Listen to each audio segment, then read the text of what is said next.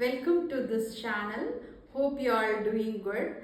Today in this channel we are going to see about OCD. OCD na என்ன?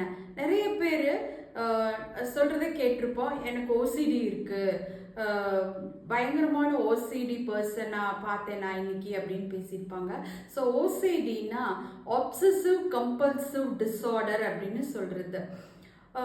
இது ஏன் அப்படின்னா, இது எப்படி அப்படின்னா, நம்ம மைண்டுக்குள்ள வர ஒரு சில எண்ணங்கள்னால நம்மளோட செயல்பாட்டை கட்டுப்படுத்தவே முடியாது. ஃபார் எக்ஸாம்பிள், நம்ம அடிக்கடி நம்ம கையில் அழுக்கு பட்டுருச்சுன்னு நம்ம கையை வாஷ் பண்ணிக்கிட்டே இருப்போம். இன்னொரு எக்ஸாம்பிள் பார்த்தோம் அப்படின்னா, நம்ம வீடு ஆல்ரெடி க்ளீனாக இருக்கும், எல்லாம் க்ளீனாக இருந்திருக்கும். பட் அதுக்குள்ளே நம்ம கால் வச்சு போகும்போது இன்னும் கொஞ்சம் டஸ்டியாக இருக்குது, க்ளீன் பண்ணலாமே அப்படின்னு க்ளீன் பண்ணுறது. யாராவது ஒருத்தர் வந்துட்டு போயிட்டாங்கன்னா அந்த இடத்துல நம்மளுக்கு அவங்க எல்லாம் டஸ்ட்டை அப்பிட்டு போயிட்டாங்க அப்படின்னு சொல்லிட்டு நம்ம மறுபடியும் க்ளீன் பண்ணுறது. அகெயின் நம்ம வெளியில் கிளம்பியிருப்போம், பூட்டி எல்லாம் ரெடியாக இருந்திருப்போம்.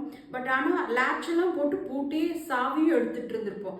பூட்டிட்டோமா அப்படின்னு நினைக்கிறது. அகெயின் ஒரு டைம் போய் அந்த பூட்டை எடுத்து செக் பண்ணி பார்க்குறது. அகெயின் இன்னொரு டைம் கண்டிப்பாக பூட்டிட்டோமா அப்படின்னு சொல்லி செக் பண்ணிக்கிட்டே இருக்கிறது.